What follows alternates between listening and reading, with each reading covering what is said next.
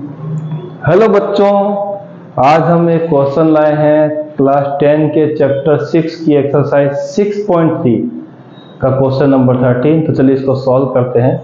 मेरा नाम है गौरीशंकर माहेश्वरी और आप देख रहे हैं आपका अपना चैनल जीएसएम सर।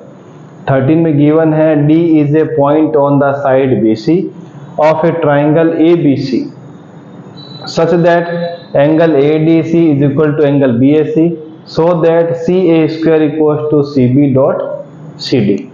क्या करना है, सबसे पहले हम एक ट्राइंगल बनाते हैं, उसी से हमारा सॉल्यूशन निकलेगा। हमने ट्राइंगल बना लिया और इस ट्राइंगल का नाम हमने दे दिया ABC। ये बना दिया ABC। तो अब हमें BC साइड में एक पॉइंट लेना है D, तो हम यहाँ एक पॉइंट D ले लेते हैं, ये लीजिए। और हम यहाँ से एक लाइन ड्रॉ कर देते हैं ताकि दो ट्राइंगल हमें मिल जाए। दो ट्राइंगल हमें मिल चुके हैं, एक तो मिल गया, इसको थोड़ा सही बना लेते हैं, कुछ ऊपर चला गया है, ये लीजिए यहाँ से बन गया। एक है एंगल ADC और एक है BAC, ये पूरा एंगल। तो हमें अब प्रूफ करना है CA square equal to CB dot CD। तो जो एंगल गिवन है उसी को ही ट्राइंगल में कन्वर्ट करके हम सॉल्व कर देते हैं। जैसे हम लिखेंगे in triangle ADC and triangle BAC।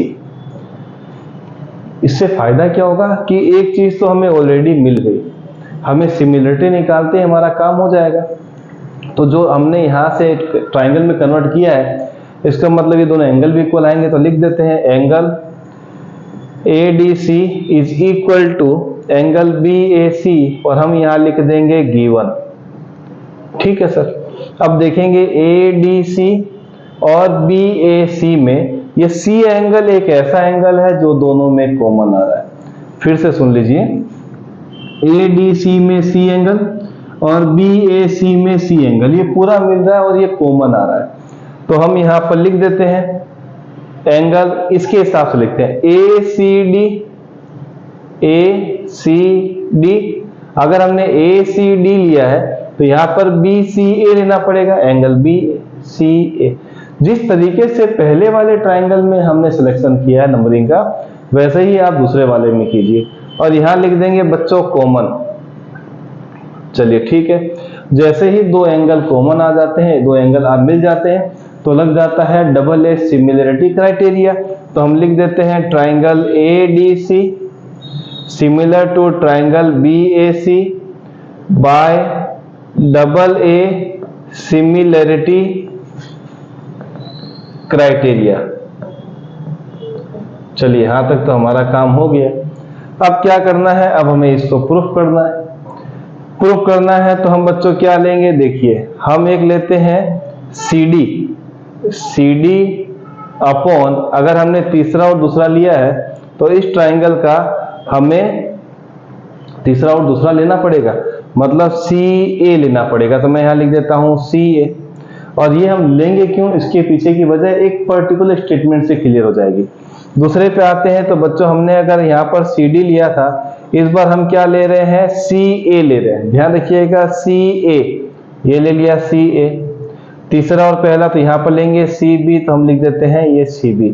और ये आया क्यों, तो हमें एक छोटा सा स्टेटमेंट जो मैं लिख रहा हूं, क्या लिखना है,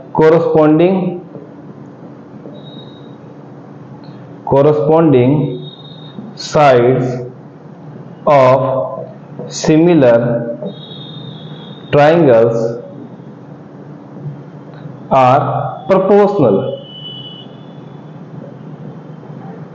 मतलब अगर दो ट्राइंगल सिमिलर आ जाते हैं बच्चों, दो ट्राइंगल सिमिलर आ जाते हैं, तो अगर उनकी कोरोस्पोंडिंग साइड को लिया जाए तो वो भी प्रोपोर्शनल हो जाते हैं। तो जैसा हमने यहाँ पर कर दिया, अब करना क्या है, क्रॉस मल्टीप्लाई। CA को CA के पास ले गए तो CA इंटू CA बन गया CA स्क्वायर। ये कुछ चार्टर्ड अकाउंटेंट नहीं है, CA टर्म है, CA एक साइड है, उसको आपने इससे मल्टीप्लाई किया तो मिल गया CA स्क्वायर। और यहाँ पर आपको मिल जाएगा बच्चों CB को CD से मल्टीप्लाई करेंगे तो CB डॉट CD। और यही आपको प्रूफ करना था, ये रहा ये प्रूफ करने वाला पार्ट। तो आपने क्या किया, CA से CA को मल्टीप्लाई किया तो CA स्क्वायर, और CB को CD से किया तो CB डॉट CD। यहाँ जो मिला है ये हो गया हैंस प्रूव्ड। काफ़ी इंटरेस्टिंग क्वेश्चन था जो हमने आसानी से सॉल्व कर दिया। मिलेंगे इसके अगले क्वेश्चन के साथ, तब तक प्रैक्टिस करते रहिए।